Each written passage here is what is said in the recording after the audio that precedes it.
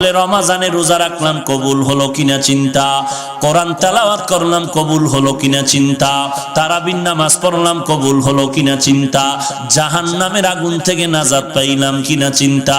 কারণ কিয়ামতের ময়দান বড় ভয়ঙ্কর। সূর্য মাথার উপরে নেমে আসবে, জমিনটা সূর্যের তাপে তামা হয়ে যাবে। সূর্যের তাপে বেঈমান আর গুনাহগারের মাথার মগজগুলো টাস টাস করে ফেটে যাবে। একদিকে জাহান্নামের আওয়াজ, ওদিকে আমার আল্লাহ চিৎকার দিয়া বলবেন, লিমানিল মুলকুল ইয়াউম লিল্লাহিল ওয়াহিদিল কাহ্হার। সমস্ত নবীরা কান্নায় বেকারার হয়ে যাবে। ওই সময় আবার আপন কেউ থাকবে না। ওই কিয়ামতের ময়দানে আমি ওমর আসামির কাঠ গড়ায় দাঁড়াইতে পারবো না। জাহান্নামের আওয়াজ ডেকে ডেকে বলবে, ও আল্লাহ, গুনাহগার গুলো কই? আমার পেটের মধ্যে দাও, যারা দুনিয়াতে তোমার সাথে বেঈমানি আর নাফরমানি করেছে। ওমরের কান্নায় পরিষদের সবার চোখে পানি।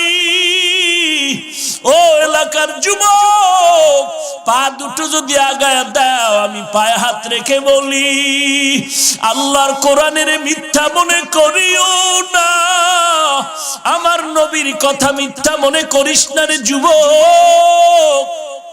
আল্লাহর কোরআন পড়ে ঠগি নাই, টুপিদারির কারণে সম্মান কমে নাই। আজকে তোমাকে পায়ে ধরে ধরে বলি, টুপি পরো, নামাজ পড়ো, তুমি রাজি হও না। অথচ আমাকে কোটি টাকা দিয়ে যদি বলো, হাফিজ ভাই দাড়িটা কাটো, নামাজ ছাড়ো, জীবনে ছাড়বো না। গলায় চুরি আসবে, মরে যাব, জীবনে টুপি ফালাইব না। তুমি মুসলমান, আমিও মুসলমান। তুমি যে আল্লাহ মানো, আমিও সে আল্লাহ মানি।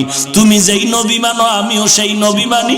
তুমিও যেই আল্লাহর কোরআন মানো, আমিও সে আল্লাহর কোরআন মানি। তুমি যেই বাইতুল্লাহরে মানো, আমিও সেই বাইতুল্লাহরে মানি। এরপরও তোমার পায়ে হাত দিয়া বুঝানোর পরও কেন তুমি নামাজ পড়বা না, টুপি পড়বা না? আর আমি কেন টুপি ফালাই না, দাড়ি ফালাই না, নামাজ ছাড়ি না, বেপরদায় চলি না রে বাবা? এই শীতের মধ্যে ফজরের সময় ঠান্ডা পানি দিয়ে ওযু করিয়া ফজর পড়তে কতই না কষ্ট। এরপরও এক ওয়াক্ত নামাজ ছাড়ার কোনো চিন্তাও নাই রে বাবা। কারণটা কি? তোমারে পায়ে ধরার পরেও তুমি নামাজ পড়ো না, আর আমি জীবনে নামাজ ছাড়বো না। কারণ কি? একমাত্র কারণ জাহান্নামের আগুনের ভয়। আমার নবী বলেছে, গুনাহগার যদি অন্ধকার কবরে যাও, একটা বেতের বাড়ি হাতে